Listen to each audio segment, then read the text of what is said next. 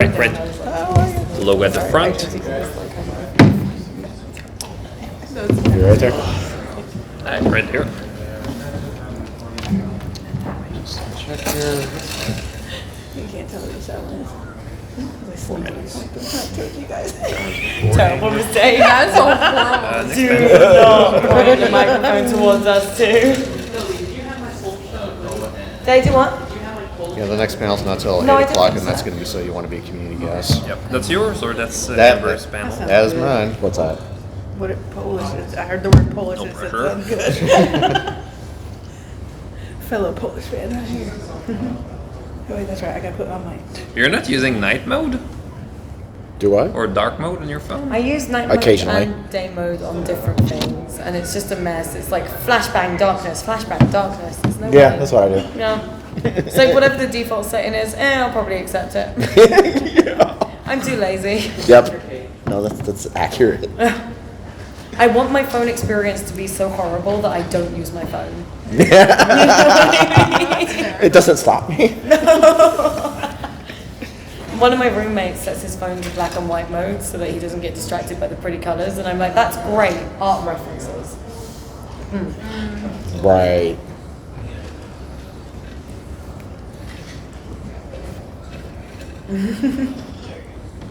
The cool chicks. Yeah. He says even Stevens this time. Chick corner, chick corner, chick corner, chick corner, chick corner, chick corner, chick corner, chick corner, chick corner, chick corner, chick corner. What? No, it's the blokes just ignoring it. About They're what? like, what are you doing? I was paying attention. I was laughing. Oh, that was Taylor's great. used to our shenanigans. Why do you think I keep inviting you all on match game again? Hey! It's chaotic corner over there. You love us. Yeah, I know. That's why you make my panels more interesting. Lucky thing we're adorable. We could get away with so many crimes. Like arson. Yeah. Who needs a microphone? We've got those kinds of raptor noises. 100% raptor noises.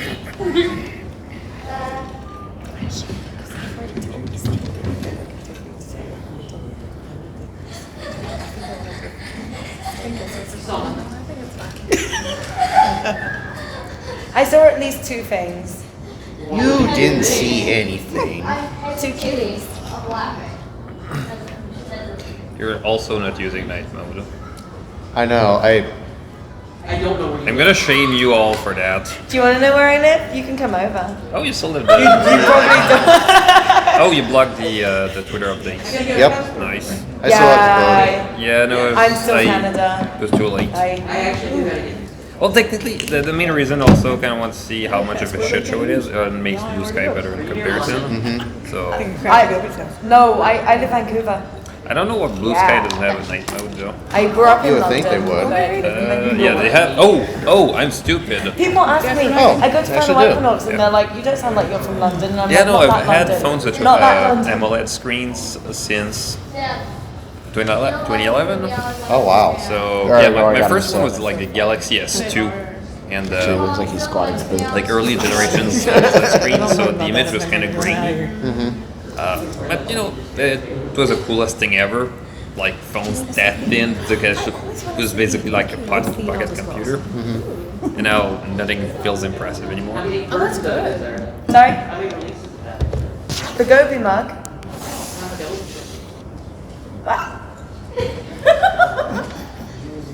I don't know what's going on. Me neither. Well, and with that being said, hello everybody, and welcome to Making Your Mark in the Pony Fandom. Thank you all so much for joining us this afternoon. I'm your host, Taylor. Hi, Hi. Most of you know me. I'm the professional Starlight Glimmer fanatic in the fandom, as if you already can't really tell that I like her a lot. Quite a lot. I also run a Hangout podcast every other Tuesday on Twitch. I got a few people that are associated on that podcast, Safi and Minty Rude up here. You also go check that out when we resume on July the 23rd. My birthday. Oh. And I also run a lot of entertaining panels throughout the weekend at any convention I get invited to throw my shenanigans at. So what this general panel idea is this panel is dedicated to all of you because since day one, I always enjoy hearing your stories about how you discovered the My Little Pony fandom and what you all are doing in this fandom now. Like, you could be just a general fan, you could be working on projects, you could be like doing anything right now, and I enjoy hearing how you're making this fandom even better. But I didn't want to do this panel alone up here, so I invited a few friends to tell their story of how they joined the MLP fandom, and I will let them introduce themselves, and we can dish out how we discovered the My Little Pony fandom. Woo! Oh, are we starting? I think so. Pressure. No pressure. Tons of pressure. Hello, everybody. I'm Safi. Hi, Safi. Hi, Safi. I'm a. Are we introducing each other first, or are we going like straight stories? Let's see. No, introducing ourselves, and Okay. then It's story I'm time. an artist Yeah. and streamer in the fandom, and I'm vending here this weekend. So come and check us out in the vendor hall. go buy their Spend stuff. money. Hi, I'm Gobi. Hi, Gobi. And I'm also an artist in the fandom. I'm also vending this weekend. Come down to the vendor hall, say hi. I always love meeting people. And yeah. And sometimes I get invited on panels. I don't know why they keep letting me do this, but thank you all for having me. Hi, I'm Lucky Star. Hi, Lucky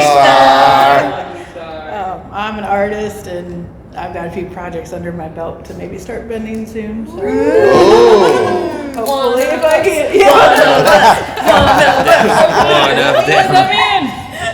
so there you go. Hi, I'm Volrath. Hi, Volrath.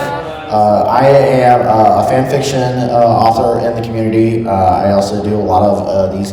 I got more into doing a lot of these panels and a lot of different things. I've also started to integrate a lot of my other loves that are non-pony things, such as Magic the Gathering and Dungeons and Dragons, into the pony fandom as well. So I'm also attached to this one next to me. So yeah, and that's my daughter right there down the front there. Hi, I'm Minty Root. I'm Minty Root. I do fan animation in the fandom. I got a YouTube channel where sometimes I talk about the process of animation, sometimes I talk about my experience in the movie industry, since my claim to fame is that I worked on Aquaman from 2018, and a couple of other things that I can't talk about yet. So that's about it.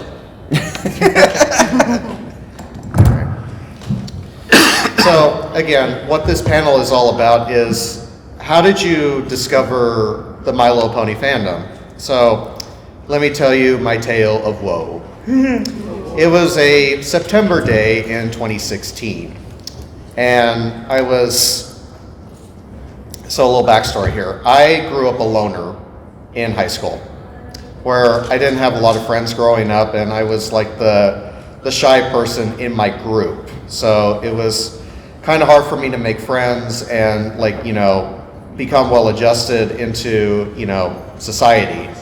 And it was like, no matter what I did, it was like I couldn't find my niche in what I was going to be good in life. So there were nights of like depression, and like I dealt with really bad anxiety when I was growing up, and and so I was sitting with a friend at dinner one night and just telling him, like, dude, I just really just don't know anymore. I just don't know what I'm good at. And he told me, dude, let me tell you something. There's a show you need to watch. And my interest started perking up a little bit. I'm like, okay, I'm listening. There's a show you need to watch called My Little Pony Friendship is Magic. What? he's like, no, dude, seriously, you need to watch the show. I guarantee you it's going to help you figure things out. And I'm like, okay. And not to mention, he had like a few sips of wine, and I'm like, I'm not sure if he's kidding or he's joking. I'm like, you know what, fine, I'll take your word at it. So I went home, DVR'd a couple of episodes the next morning, and after I was done working for the day at my low-blow amusement park job, which I absolutely hated, so I started watching, the first episode I watched was Buckball season, oddly enough, because season 6 was going through the process of wrapping up for their season, and I'm like, okay, got something good here. Like, so you know the equivalence of saying you're just going to eat one potato chip out of the Lay's bag. So I watched the next episode, and then I watched another one, and then I watched a fourth one, a fifth one, and so forth. I'm like, oh no, I'm hooked into this. What do I do? And I like, it takes a while for me to get interested in the show, but this one in particular was like, damn, got something good here. So, and then I wanted to know more about the fandom and like, what is all this about? So then 2017 rolls around, and that's the year the My Little Pony movie was coming out, and I'm like, you know what? If I'm gonna do this right, I need to go full blown and prepared. Little did I know that I would be meeting a pretty well-known content creator that many of you might know, may not know. I actually ran into the one and only AC Race Best at, a lot of people do. So he and I got to talking a little bit, and turns out that he was also a big NASCAR fan at the same time, like I was. And I'm like, I could connect with this guy pretty well. So we went to go see the movie, and then we got to talk afterwards, and then he told me, you know, there's a convention that's happening in Anaheim called Equestria LA, and they're having their final year. And I'm like, okay, I might go to it. What dates are it? What dates is it? November 17th to the 19th. Well, dang, that is one day after my birthday. All right, birthday trip planned. So I went to Equestria LA, and my eyes were like as wide as a child. Like, I had no idea what I was walking myself into, and I had never been in a community that was just so open and welcoming to accepting me as a person, and that was one of the coolest things ever. And so as time went on, I started investing in like getting more merchandise, and then I ended up making my first big purchase at $350 for a Starlight plushie. And it was, that's how people started to know who I was, because apparently I became the quote Starlight guy back in 2019, and I'm like, okay, I guess this is how people are going to start knowing me now. So I'm like, you know what, 2020, I'm going to start going to more conventions. And then something happened. Cough. No cough. No coughing. That's exactly what happened. Yeah, 2020 came around, and the war happened, where we all stayed inside for a good portion of the year. And so I was like, you know, I feel bad for the vendors that this is like their livelihood, going to conventions, and now they can't go to cons to make ends meet. So what I did was, like, every time an online convention came around, I would be shouting out the vendors like left and right during that time, because I wanted to support them as best I could, because they were going to be the ones most affected throughout the pandemic, because they got no conventions to attend to. So it must have been kind of hard to vend. So I was like, I want to give these guys as much attention as possible. And then henceforth to my attire today, majority of my stuff came from vendors. So as time went on, I was like, I want to keep doing more for this fandom. So what more could I do? You know what? Why don't I organize a group hangout in a voice chat? And what sparked is something incredible during the pandemic to keep like everybody, like just make sure everybody was okay, because like during that time, nobody had any place to go. So I started running webcam hangout events on a weekly basis, and then as time went on, as like the pandemic started slowing down and like my life started picking up, so it like became kind of hard to maintain. So then, you know, I stopped doing webcam hangouts, and then fast forward into transitioning to do the Hangout podcast. And then I started wanting to do panels at conventions. I started with one idea, and then it just blossomed into like, I'm doing 18 panels for a convention now? How did that happen? But no, it's been fun. Like, you know, I've been extraordinarily blessed to be working with so many great people, like these folks up here and so many others that are not here at this convention right now. But it's been a journey for me from where I was in 2016 to now. Like, it's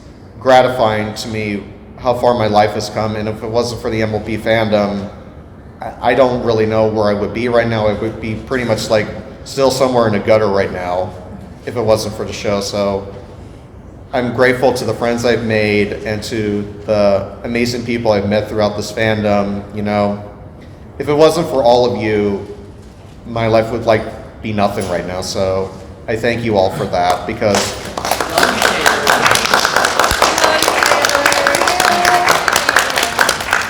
but that's only my story. So I would like to hear the rest of y'all's stories, and then I will open the floor to hear all your stories out there.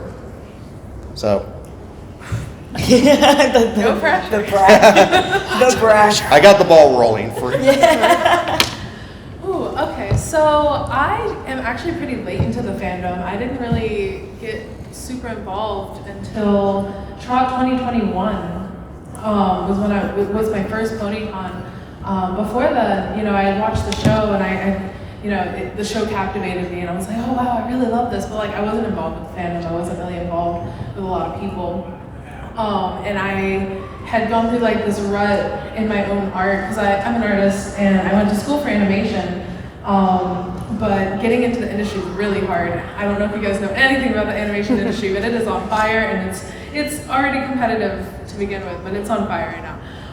So trying to get in was very discouraging, and I almost gave up on my art. And I had people tell me like, well, why don't you just draw something fun? Like, draw something that you normally wouldn't draw, and just do something for fun instead of trying to do it for the sake of, oh, you're trying to build your portfolio or do this or do that. And I was like, you know what, screw it. I really like My Little Pony. I'm gonna draw ponies, why not? It was horrible at first. It was absolutely horrible. I was like, what are ponies? What are hooves? Like, they're so much easier than hands. I don't understand why it was hard.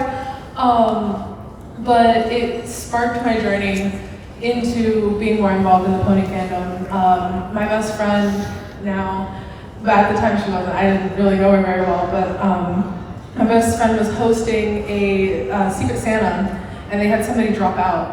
And I adjacently knew people in the fandom just because my partner at the time was very involved in Discord, was very involved in a lot of communities in the fandom, wanted to go to cons, and I was just like, I don't know, you know, the show's cool, but I don't know about all that. But the Secret Santa, he was like, can you help them? Like, they're desperately trying to find somebody to help finish this off. Like, somebody wasn't gonna get a present, and there was like a few days left. And it's like, everybody's stressing. And I was like, yeah, sure, you know what, I'll help. And in doing that, you know, the people in that community welcomed me in with like open arms. And I was just like, well, what is all this? Like, you guys are super accepting, you guys are super nice, what's happening? And it was just the Brony fandom, you know? And those people became some of the best people I've ever met, and some of the closest friends I've ever had to this day. But that started, you know, are you okay? Are you okay? Okay. You good? There's a thumbs up. We're good. Okay. Walk face forward. What is vision? I don't know. We're like, Where is she going?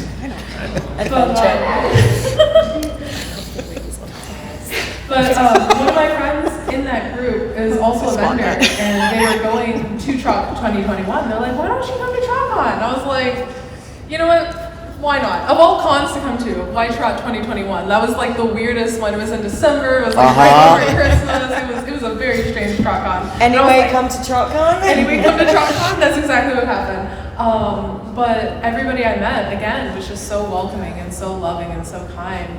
and it was just, I spent a lot of it hiding behind the booth in the vendor hall because I was terrified of people, but at the same time, it got me out there and I started talking to more people, and I was like, you know what, I kind of want to do this vendor thing too. Like I really like this. I really like seeing how everybody like supports each other. I really like the idea of like selling my art at cons. Like that seems like such a cool idea. What a cool dream. Never thought it would happen. Never thought I would be here.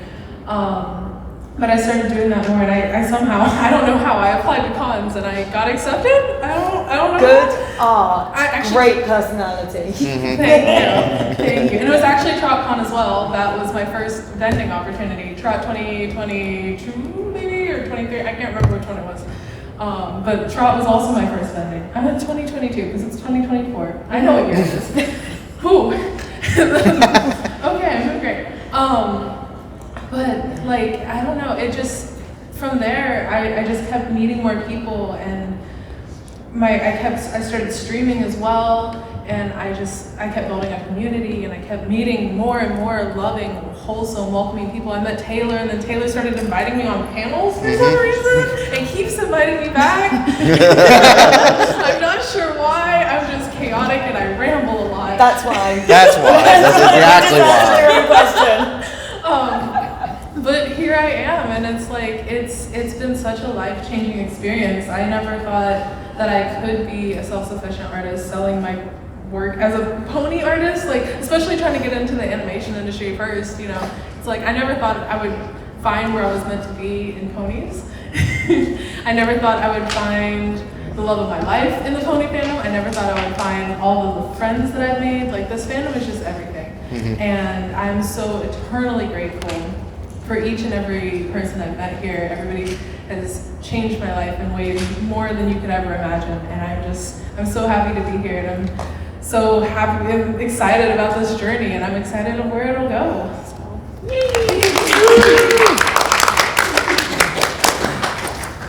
Oh boy.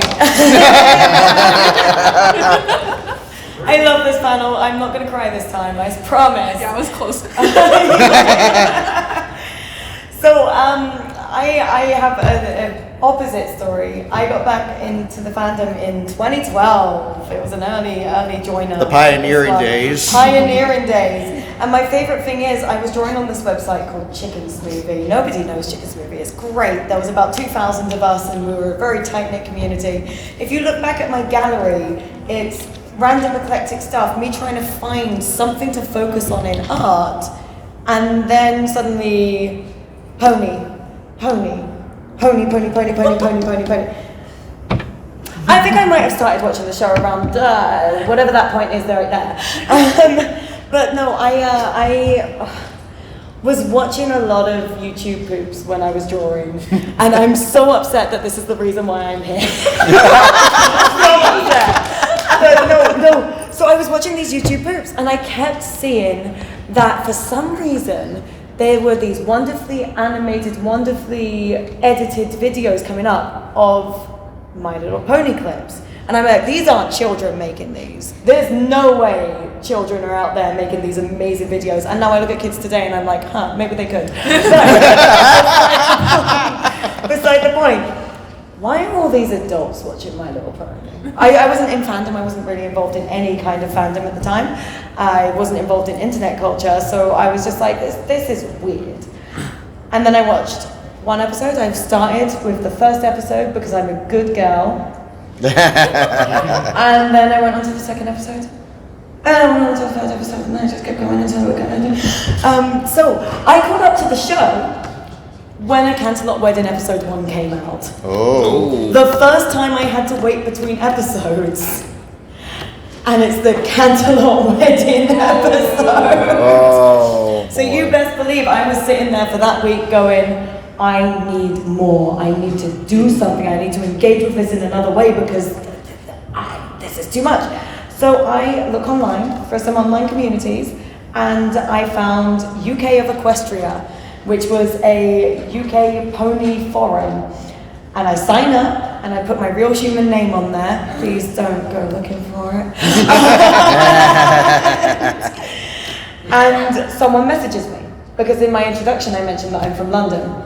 And he goes, hey, we have a weekly London meetup. Their name on UK Equestria was Maisie. So I'm like, okay, she sounds nice.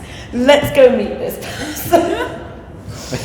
So I go along to this pony meetup in central London, and you wouldn't believe it, I used to be very shy, very quiet. I was there in my tweed jacket, I'm not kidding, I was in a tweed freaking Scottish thatch jacket, it was awful.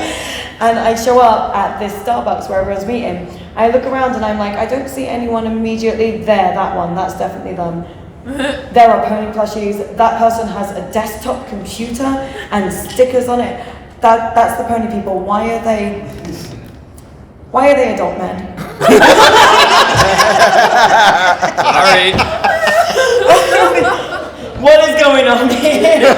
So I walk over and I'm like, which one's Maisie? And the person who introduced me to the group was like, oh my god, you actually came, it's so nice to meet you. Hi, I'm Maisie, shakes my hand. I'm just like, okay, this isn't what I was expecting. So I plonk myself down in a corner and I just kind of sit in my little circle. And then one guy comes over and he's excited because this is the first time they've had a new person show up to this group for a while. And so he's like, who are you? What's your name? How are you doing? Like, what got you into the fandom? Blah, blah, blah, all these sorts of things. And he was just so friendly and so energetic that it got me out of my shell a little bit. Just a little bit at the time. It took a few more years before I reached this overly verbose point. But yeah. And so I decided I'd go back, and I kept going back, and I kept making new friends, and I kept being pushed to get more and more out there and get involved in the community, and I started posting art online and doing commission work. And then eventually it was like, I could vend, I could do something with this. So back in 2019, I did Griffish Isles, a tiny convention in the UK, absolutely wonderful, great time. But I was still very new, I didn't really know what I was doing, it was all a bit of a mess. Anxiety was through the roof, the usual. And then something happened in 2020. And beyond that, I suddenly had to move countries. I was in the UK and my partner was not from the UK, my partner at the time. So their visa was running out, it was COVID, everything was difficult, and so we decided to move to their country, Canada. Oh, Wow. Canada. Oh, Canada, yes, Terre indeed. de mes Our home aïeux. and even the French agree that our version is better. But yeah, so I moved to Canada. It's COVID. Government offices are closed. Oh. So processing a visa, slight problem. Vending. That was my option. I couldn't get a job, I couldn't legally work in Canada, so I would try vending again. And in 2021, I did Ponyville Cider Fest as the first con that I vended. Woo! Hey! And it went so well. Everyone was so friendly, so welcoming. I met all these wonderful people who I now very happily call my friends in the vendor scene. And I was ecstatic, it was the best time. But beyond that, I also got involved in the TrotCon art team. And do y'all remember the TrotCon streams that we used to do? During COVID, there was a fundraiser that we were doing for the fact that we had to skip. They're too young to remember. They're too young to remember, god dang.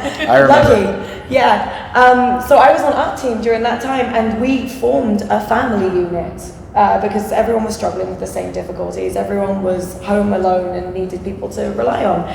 And then we found out that TrotCon was in trouble, and this was our baby, this was our home at this stage. So we started doing these streams to try and raise money for TrotCon. And I can very happily say that with massive, massive thanks to you, I think it was in the first day we raised 20K. Yeah, first day. It was insane. Crazy. So thank you all so much for keeping TrotCon alive, because this convention was how I met so many of the individuals in this fandom, and how I started to truly feel like I could belong and come out of my shell and do things like this insanity. What is going on? So no, I'm eternally grateful for that, and yeah, I guess that's my story.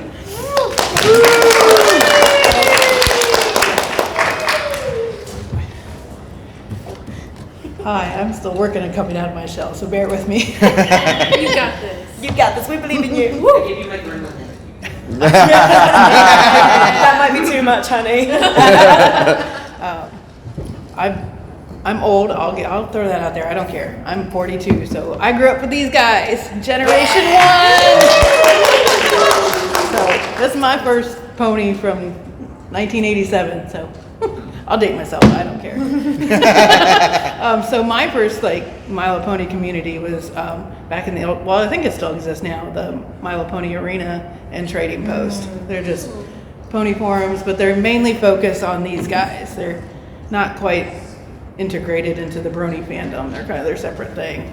But I did that in DeviantArt and stuff back in college when I had more free time because I didn't have to work and pay bills and stuff and support my real four-legged horse. So, but anyway, so I attended the Mile Pony Fairs, which is mostly around these guys, but also watched the show and started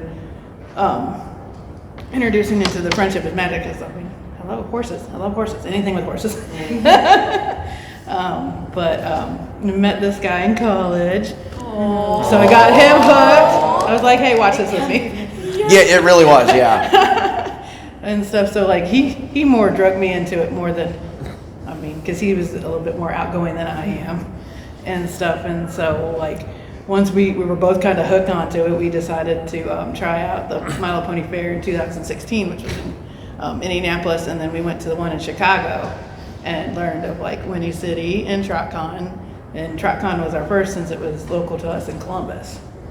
So yeah, and we had her, so we were it's a good excuse to try the convention scene because we got a kid, so excuse to not look so crazy as adults going to pony conventions. And then you saw the rest of us. It's pretty awesome. It's pretty awesome to see people of all generations, ages, everything, just enjoying what we all have one common denominator, and that's pretty cool. So it's definitely brought me out of my shell a little bit more. I've been trying to do panels and get more out there and be less anxious. Just hard. It's very hard. You do it. Yes. But yeah, try not to cry. That's why I have notes. I'm old. But I started running panels. I actually run a panel that I'll probably try for Cider Fest called Can a Pony Survive This? It's actually a pretty fun panel. That sounds. Yeah, comparing what the shenanigans that the ponies get into compared to what real horses if they can survive. Horses don't go on adventures. No. Oh no! They do. Trust me. I have seen the real horses get into things that these guys have never seen. You'd be surprised what they can find to get into. But anyway, so and then now I'm starting to volunteer. So I volunteered at Winnie City and Trot. So I'm helping out the Fursuit Lounge. So just trying to, and now I'm on a Taylor panel. So you've made it with your own money. What? Well, he's temporary. Yes, we are. He's temporarily living with us, yes. I saw the painting outside in the driveway, by the way.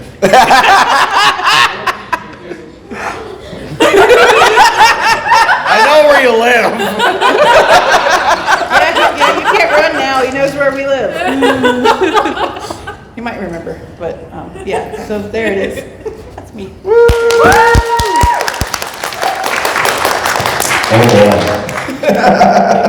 I have to talk now. Yeah. Okay.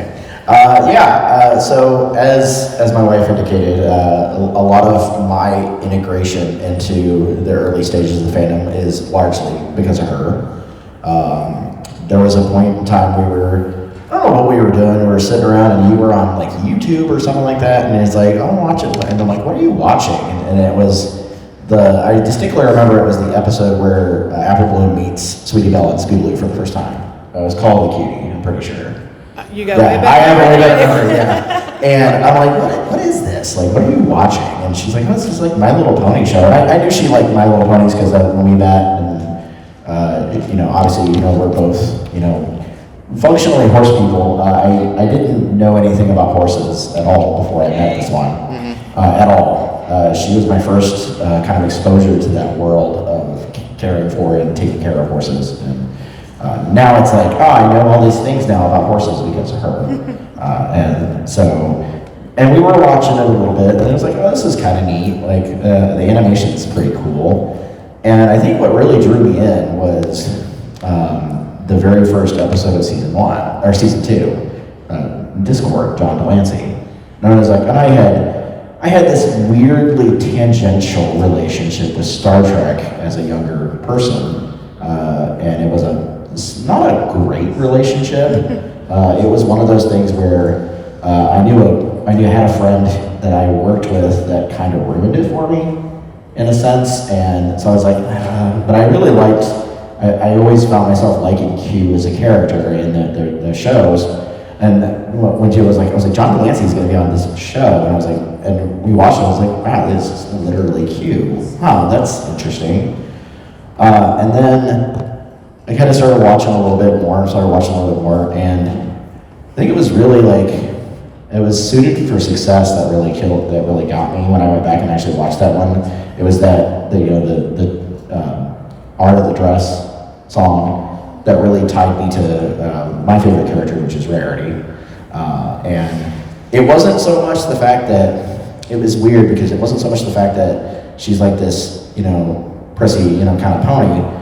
I kind of saw past that a little bit. I realized, wow, she's a business person. Like, she has a business, and she actually is making like smart business decisions, and that's weird. And so we kind of just kept watching. I remember we would get on like the fan streams like every Saturday or whatever on the Hub, and we would sit there and watch like the fan streams of every episode as they came out. I distinctly remember the one that we watched always played either the video they played of the PMV for Hardware Store by Weird Al Yankovic, or the It's Always a Good Time by Carly Rae Jepsen and Al City, and they would always play like one of those two. And so we would watch those, and we were watching it over a while, and then I started getting more into kind of reading and checking out kind of the fan fiction stuff that was out there. And that's when I found Fallout Equestria. And obviously, Fallout Equestria itself is kind of a slightly mature topic in general, but I'm a big Fallout fan. I have always been a big Fallout fan for a very long time. And it was a very weird, like, oh, this is interesting. This is really cool. This is kind of mixing these two worlds together. And I started reading more and more, and I started finding out that there were people that were writing other stories within the Fallout Equestria sub-fandom. And I was like, well, maybe I could do this. Like, could I write something in this, space? And so I started writing. And then I started writing. And then I kept writing. And then I kept writing some more. And when I got to a certain point, I met a guy who became my primary editor-in-chief on the story I was working on, which is Fallout Equestria Starlight. I met him through a IRC channel, so very much dating myself. I'm the same age as my wife. I'm also 42. I was on the original Fallout Equestria IRC channel on Canternet. With a lot of those folks like KCAT and Somber and No One and all those folks that were all like kind of the original like big names of the Fallout Equestria sub-fandom. And so I met a guy by the name of Wire Pony, and that was kind of what started our journey into like meeting other bronies, essentially. So basically what happened is Wire Pony was from Alaska, and he goes, hey, I have banked roughly 2 months worth of vacation time. Yeah. And so I'm gonna come down and I'm gonna come visit you guys. And we were like, what? Like, okay. He's like, I'm gonna drive the lower 48 and we're gonna hang out. I was like, okay, like that'll be cool. And like, and we got to talking about it, and we had enough space at the time. We were like, do you wanna just come and stay at the house? And he was like, yeah, that'd be great. And so he drove down, hilariously enough, he drove his truck, driving a little small U-Haul trailer, driving another friend's car from California. Oh, wow. So long story short, one of the guys that ran the followedequestria.com website, a guy by the name of Arcane Scroll, he was in the process of going through a messy like custody battle divorce situation, and his ex-wife decided that she was going to move back home to her parents, and because he was the one paying like child support and all that stuff, he had to move to be close to her, to be within reachable distance or whatnot. Well, so she changed some stuff on him at like the last minute, and it caused him to have to rebuy his train ticket at the last minute, and it caused him to not be able to ship his car back from California to like Minnesota or something like that. And so my buddy, being the kind and generous soul that he is, and absolutely was, he was an absolutely wonderful editor, but an absolutely wonderful person, says, hey, I'll go down, I'll check out the gas, and I'll go down and I'll get your car, and I'll take it to Volrath's, and you can just Greyhound bus down and pick up your car. And that's what we did. And through him, we also met a good friend of ours from Manchester, who also became one of my... Sorry. He was one of my pre-readers. He was a sculptor, he was an artist, and he flew over from England and came and met us and hung out with us. And that's kind of how we started getting with other bronies and kind of meeting other people. And then at some point, TrotCon 2017 rolled around, and there was some marketing coming out, and it was basically like, hey, TrotCon 2017, this is the year they're doing their theme is post-apocalyptic. And I was like, oh. So I emailed their like communications inbox and said, hey, I am in Dayton, Ohio. I'm pretty close to this convention, and I'm a Fall of Equestria writer. Like, is there any sort of opportunity there for me? And the OG, if anybody remembers Kevin? Does anybody remember Kevin? Yeah. Kevin was awesome. He reached back out and said, hey, I think that would be great. Let's talk about it and we'll have you up there. And that was my first community guest opportunity. It was my first con ever. And it was because I was involved in the fandom of the subject matter they were trying to do the theme on. And I had a blast. It was fun. And we were like, okay, like this is cool. Like maybe we go back next year. Or maybe we do, this or that. And I distinctly remember we tried just doing it being a regular attendee like for a con, and then it kind of felt weird, and then we were kind of like, all right, well, maybe do panels, and maybe do this, and then all of a sudden I'm, doing more, and eventually it gets to a point where it's like, okay, well, I want to do a lot more, and then 2023, last year, we were at Winnie City 2023, and we were done with closing ceremonies, and we went out to dinner with who I now consider one of my truly greatest best friends, honestly I do, a guy by the name of Vivid Syntax. Woo! Love Vivid to death, he's an amazing person. And he was telling us about Ciderfest 2023. And he said, there's this thing we're working on, and it's this big storytelling thing, and I know you're a writer, and he goes, I really think it would be awesome if you would join this. And he kind of explained it to us, and we explained it to her, and explained it to me, and we both decided, okay, well, we'll do that. We'll try and get in on that. And a week or two later, I was a member of the official Ciderfest 2023 storytelling team. And I don't know how many people in the audience here went to Ciderfest 2023 at all. Audience, I said. Oh, Everybody out there was there. Raise our Everybody else was there. CyberFest 2023, we ran a large-scale alternate reality game for the attendees of CyberFest 2023. It involved using an app with story codes. People would read stories and they would make choices based on whatever faction they decided they were going to support. And we wrote a little over 900,000 words for this convention, and that was just for the stories that were loaded into the app. And there were a little over 300 something stories that we did. And it was a very scary thing for us because we thought that we were going to show up at this convention and nobody was going to engage with this theme. That was our biggest fear. We were going to show up and everybody was going to go, this is okay and this is cool, but nah. And by the end of the first night of CyberFest 2023, there were over 300 plus engagements with the app. Wow. Over. And it was amazing. And the attendees were sharing codes and they were finding them and getting them to the people of their friends on Discord, on Twitter, you name it. And we were like, wow, we did something here. And it wasn't just the app. We had actors and cosplayers giving out stuff and interacting with the people.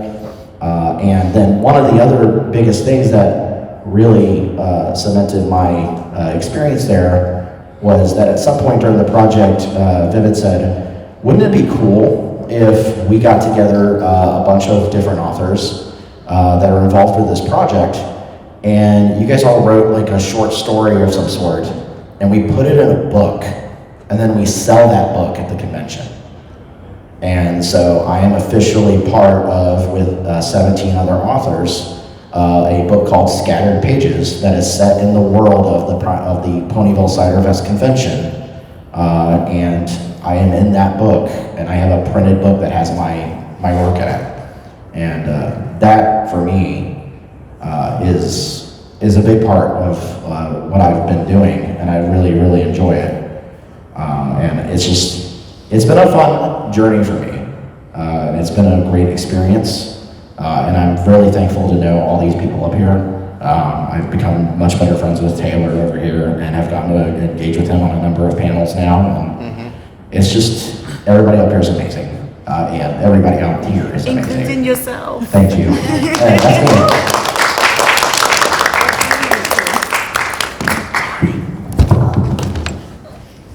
It was summer 2012.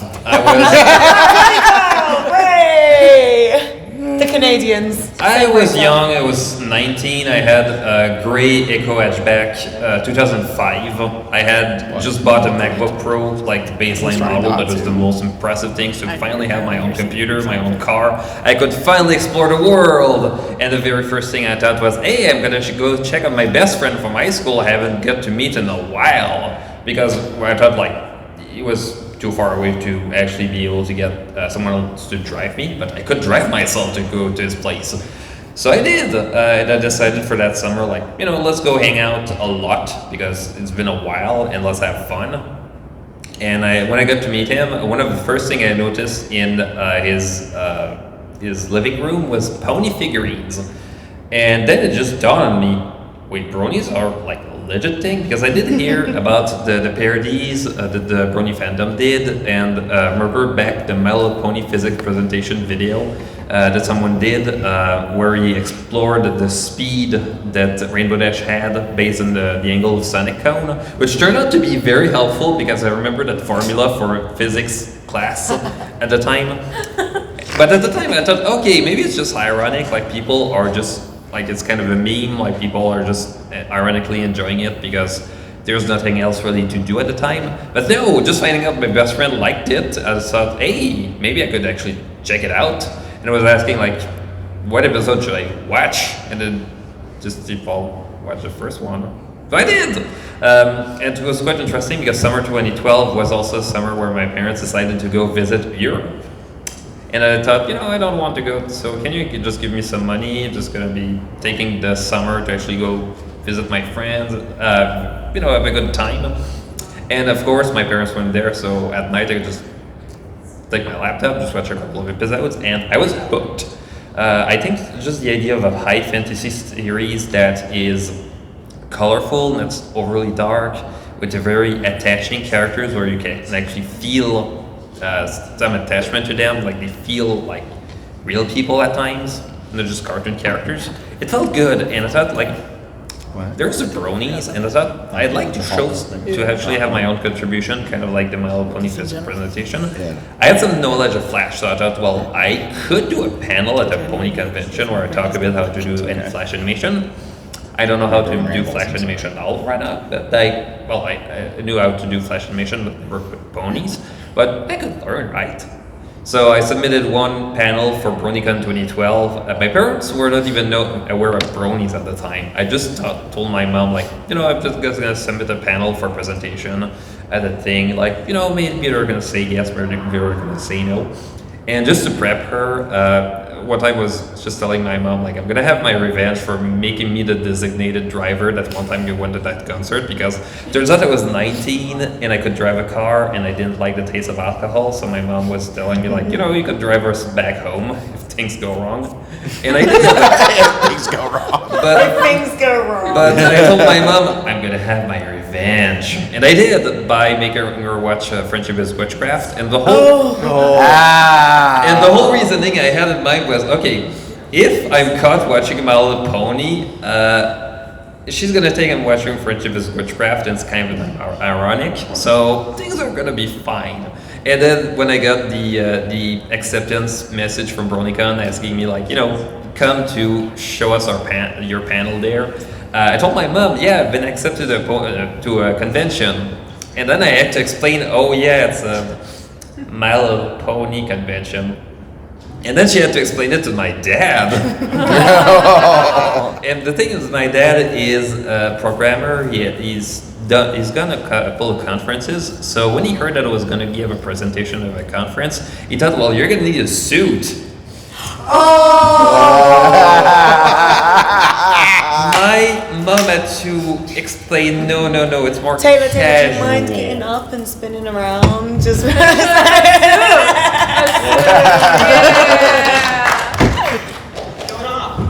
And the thing is that I had a car, so I thought, well, I'm gonna go drive to Baltimore, and then my parents were thinking, no, we are driving that to it alone.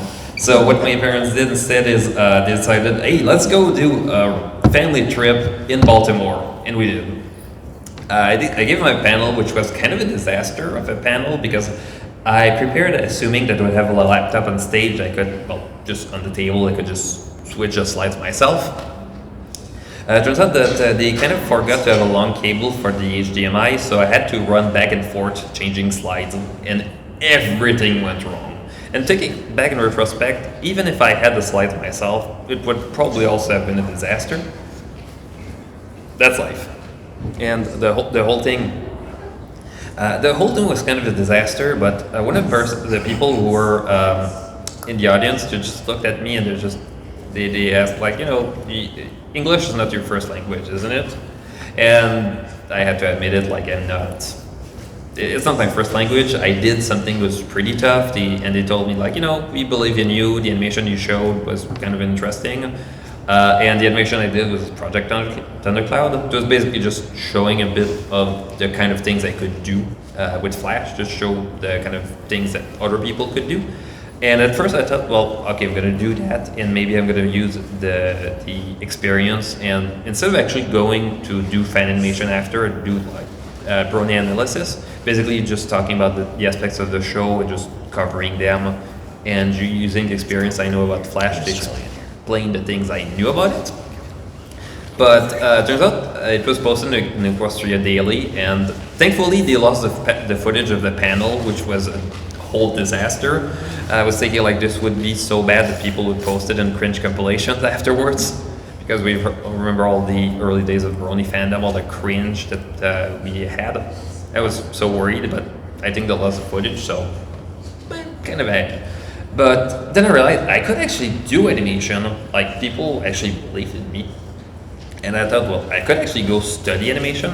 So I took the next year to actually get to learn more about Flash animation and to try to get myself enrolled to an animation school.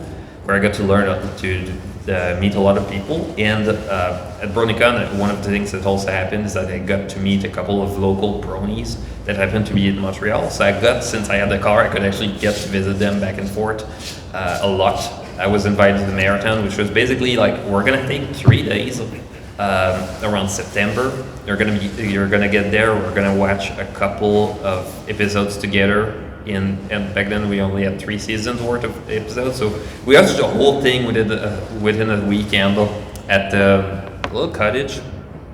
Made for like 5 people, but we were like 40. It was the most amazing summer event I've ever had. I think they kind of forgot to feed us until the last day, and we were eating so much junk food we didn't even realize. And we've done that a couple more years. It was not as magical the other years, but still pretty fun. I was invited eventually in 2015 to return to BronyCon. This time with my own car without old equage back, which I forgot to mention. No power windows, no air conditioning, no cruise control, and then you have to drive like 9 hours in the summer of August. And I was thinking, like, we were 4 people and at one point 5 people in the car driving down. It was horrible, but I kept telling myself, because at that time this was right before the release of Good Morning Baltimore, I kept telling myself, like, I'm going to do this is going to be the most amazing convention ever. And BronyCon 2015 was one of the most amazing events of my life. Like, I also broke my phone at that con, and it's one of those things I kind of brushed off because of how incredible the convention was. And eventually with the convention, I got to discover a bit more of myself. I got to discover a lot of friends. I got to meet Taylor, I got to meet the rest of the gang, which is quite interesting because at first, there's a lot of people from the early days that I still talk to. But it's a lot of people that came from around 2017, 2019 that I talked to a lot. And it's one of those things where I look at people and keep thinking of Nightmare Nights 2017, which is quite interesting because I lost my job like 2 weeks before the con. And it was, I think, the weird sense of dread, like, this is going to be the end, because I prepaid for the con, so I had to go. I was thinking, like, I'm never going to be able to get a job in time, I'm going to be in trouble. It was the last con, so I didn't know what to do. And right before the closing ceremonies, there was a panel where some people were talking about their previous experience at Nightmare Nights, and since it was my only Nightmare Nights, I felt like I missed a lot. And eventually when I realized that, no, I didn't miss a lot, there's still a lot of cool things happening. Like last TrotCon, which was a weird wild ride, or Cider Fest 2023, which was incredible, especially with the hotel we had.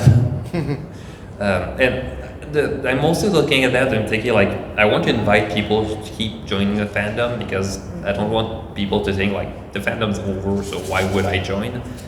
Even like, did you think in 2019 that the fandom was kind of over? No, I didn't really think so because I felt like, it was like kind of like only growing. Yeah. Like, it's not necessarily like, it's not dying, but it's not like it was as popular as like it once was in the early days. I mean, you still have people attending conventions and whatnot. So I guess like there's still people like newer artists like Safi over here that just got into the fandom. So, it's getting more interesting to hear, like, there's still vendors coming in, there's still artists coming in, even though G5 is still getting its feet up under its I'm like even losing train of thought here for just a second. Who's under its legs. Yeah, getting it under its legs. So the fandom's not necessarily dying. It's like, heck, the Star Trek fandom is still going to this very day. So fandoms can't truly die. It's the people that make the fandom keep going. And that's why you have so many, community guests here. You have talented artists, you have musicians here that still want to put out that talent and passion out there to want to keep doing this because, this is the only time that, we get to interact with each other, like outside of the social media platform. Like, social media is like it could go either way kind of thing, like everybody knows. Yeah. But when you come to these conventions, it's like a whole different ball game. It's like people are excited to see each other and want to interact and get to collab with one another. And I think, you know, that's what's so great about this fandom is like it can truly never die as long as the burning light is still burning. Absolutely. And that's one of the biggest takeaways I take away from this fandom is like, you know, we have so many talented people in this fandom that, you know, can all be in one place at one time, and we can be innovative too. Like, you know, like there was a panel like I attended, and they were integrating people from other parts of the country. So like that's one of the coolest things that how far this fandom has come is like we can now integrate people in a voice chat on Discord, and they could be talking from their home office or something. And I think that's what's really cool. Like, you know, I'd even tried doing that, and that like almost was a complete bust, but it was like at least you've got to try something and see if it works. So again, like as a British person, that's how I got into the con thing, because y'all were doing online cons during COVID and it was amazing. But we were having this conversation the other day. We both started vending after the show ended. The pony fandom is still alive, and that is thanks to everyone here right now. You guys are the reason why this keeps going. You guys are the reason we have the inspiration to keep going, and it is beautiful. This is something special. Thank you for looking after it.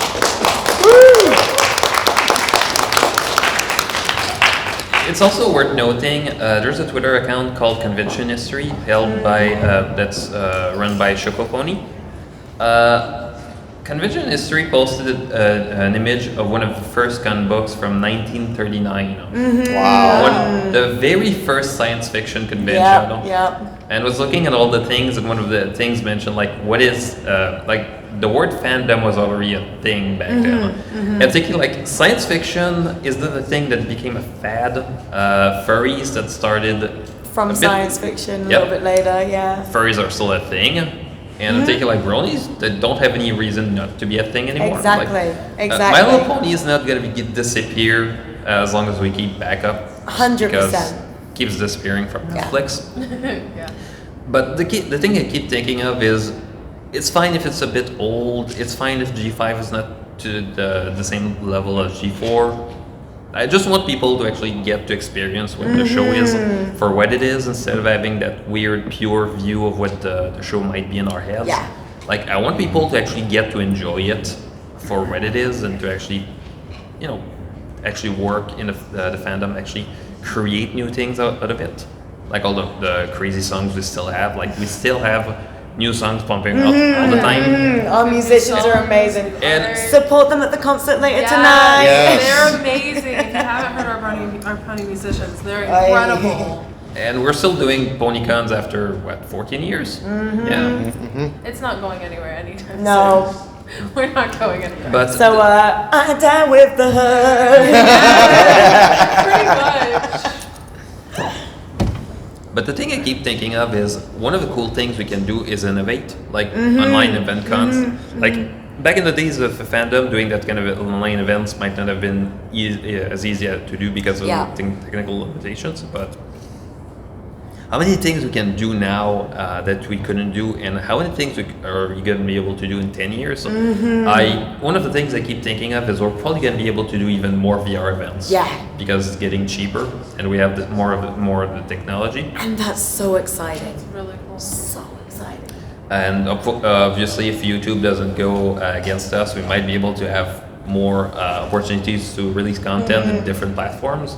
Like, remember when TikTok became the home of the MLP Invasion alternate universe? Oh yes, yeah. Like, I personally, it's not really my thing, and it's perfectly fine. It doesn't have to be my thing. But I just looked at it. I started thinking, like, they came up with a new thing that's just blowing up because people have like fun working with that. Thinking like, what's gonna be the next thing afterwards? Are we gonna have like crossover between MLP and I don't know. Bluey. Sure. Bluey is our ally. I mean, it's kind of a stupid idea, but we could have conventions that are both about My Little Pony and Bluey, basically saying like you're getting 2 for 1. Hey. Because I'll take that deal. Heck yeah. Because the overlap of Bluey fans and My Little Pony fans is, I assume it's not a perfect circle, but it's kind of hard to hate Bluey if you like My Little Pony. It's just too wholesome. And then again, I can see like we do things that might be a bit more spicy or violent. That's putting it mildly. But then I Anyway, come to match him. but then I realized, okay, Bluey fans, a lot of them are furries, so they probably also make that kind of weirdly. No comment. And I'm thinking like because I went to Fernal Equinox this year and last year, they had some My Little Pony events, and yeah, it turns out there was a lot of people showing. I just showed that I was getting lazy. I thought, hey, let's take my pony Sona and just make an anthropomorphic version. And it's just showing, hey, that's my unicorn. And I saw someone else who had a unicorn Sona who just more, I think it was basically just a fursona that happened to be a unicorn. But I thought, hey, we both like unicorns. We can share that. And I think it's very wholesome. It's one opportunity because, like, back in season 7, 8, 9, when he finally switched from the every pony to every creature, just the idea that we could open to furries and they could open to us is incredible, because it turns out that he liked talking animals. And I did have at some point an argument because one of the guys was saying like, what you really like about it is not about the fact that they're talking animals, it's just this fantasy aspect. But then I saw with the kind of things that furries really enjoy. Turns out they really like the fantasy aspect most of the time. Although sometimes they're gonna get fursonas that just fill their taxes into just human work. Which, I mean, it's fine. You have the right to have fun with that too. And the main thing I keep thinking of is we shouldn't compartmentalize it too much. Like I'm thinking, like you've seen the people who think like there's a G5 fandom, there's a G4 fandom, there's going to be G4 purists who think that G5 has nothing to show, which is kind of dumb because I mean, even if you don't like G5, you can at least admit that the characters are cute. There's some nice things going on that G4 didn't have, like for example, just the fact that the main characters have different body sizes. Like unfortunately G4, except Twilight for after season 3, like all the characters are pretty much just the same body type. And I'm thinking like this is something that they finally get to innovate on that I think is pretty cool. So I'm thinking like this is incredible just seeing all the new things you can actually explore, because I think what's gonna hurt the fandom the most is not it's gonna be being stagnant. And that's why I really want to invite people to come up with their craziest ideas. At some point I was talking with someone who was talking about, like, he had lots of experience with computer programming, and he was thinking, like, how can I do something, because in this specific case was more retro computer programming, and I was thinking, like, how could I do something for the fandom with all of that? And then I brought up, like, the demo reel scene, the idea that just the demo scene, just the idea that you do show the potential of computer with all the processing to do all sort of crazy effects, and sometimes you're going to have crazy visuals that have a theme, and then think you're like, could you do some demo scenes but with ponies? Like, I'd love to see a Commodore 64 having to do 256 colors on screen, but it's a picture of Vital Scratch with all sorts of crazy gradients, or Rainbow Dash. Just so, like, I can do rainbows, but I can do Rainbow Dash on a Commodore 64. And I'm just thinking, like, that's something I haven't really seen in fandom. I'd love to see someone being able to do that. And that's literally the theme of this panel, making your mark in fandom. Because when I started, I was just thinking, like, I could do flash animation with some crazy effects, and then I realized, like, it could do some more slow-paced, movie-like animations that tie to ponies. And I'm not the only one doing that, but I'm doing it in a different way. And really, yeah, just the idea of exploring something that's more unique to what I have in mind is so much more incredible. Just trying to do what everybody else does. Right. So, do you have anything else you want to share? We just have the trash song in our head from earlier. What is the trash song you have in your head? Oh, the TRASH doesn't mean it's waste. TRASH. Fun fact. I'll tell you later. I'll tell you later. Okay. So I know we're a little overtime right now, but I did want to hear from a few of you out in the audience if you did have a story to tell. AC, I saw your hand go up, and then I'll go to you. Yeah, you can walk Run. up. Yeah, you can walk up if you want to. What do I say? Talk about making your mark in the fandom. Yes. Well, I'm just going like this. Well, yes, pretty much I started the fandom back in 2018. When I first watched the, excuse me, it's been a long day, but. Good. Anyways, I started the fandom back in 2018, and pretty much watched some of the first episode. I was like, yeah, this is a great show. I love these fan animations and all the stuff that everyone done in the community. But when I started doing SFM, that's when the time comes and started to show my passion and my work and everything. So pretty much I was able to do some skits to support My Little Pony. And I started doing more doing SFM, doing all the stuff. 2022 is when I first had that, everything started to change for me and how I Last year, this I is think a it was, successful yes, I channel, learned and I made money from it. I was able to Have you seen the travel video I'm to gonna so have many at conventions and yesterday? host I panels, have pretty not much. yet. You're I gonna wanted love something it. that I wanted Okay, to I'll have to check it out. contribute to It's not released yet. pretty much, and wanted to help out, especially like because I want to run panels, and of course try to be applying for some community guests, which I am here today.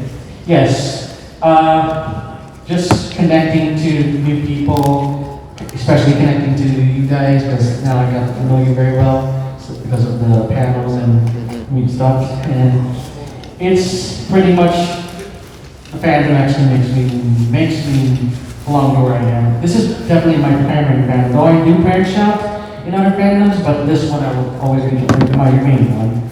And yeah, so just attending a lot of conventions and meeting the people I would love to hang out is what makes me 4:37. inspired Oh yeah, to keep continuing forward and stuff. So yeah.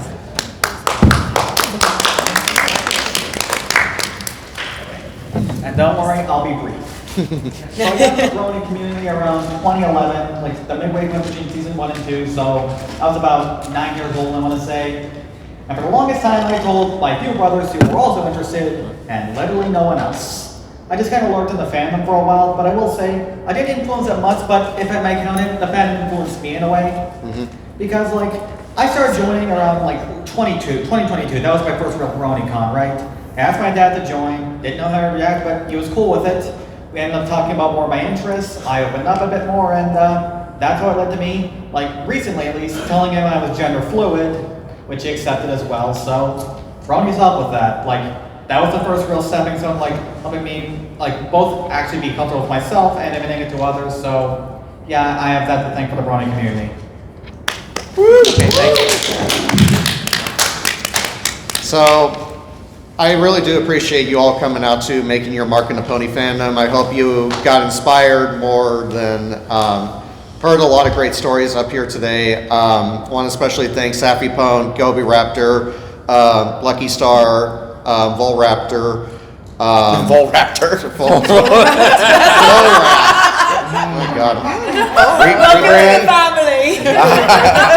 Minty Root, and all our wonderful people that all came out here today. Thank you all so much. Hope you had You were fun. one of the people who said that. I have one more panel today, and that is at 8 o'clock, and that is going to be So You Want to Be a Community Guest. A lot of the community guests for TrotCon are going to be there for that one, so please come on by and learn some helpful tips on if you want to become a community guest one day. You're going to hear some tips and tricks from everybody that's here at TrotCon this weekend. So thank you all so much, and enjoy the rest of your convention. Thank you all so much, guys. Thank you, Taylor. Thank you, Taylor.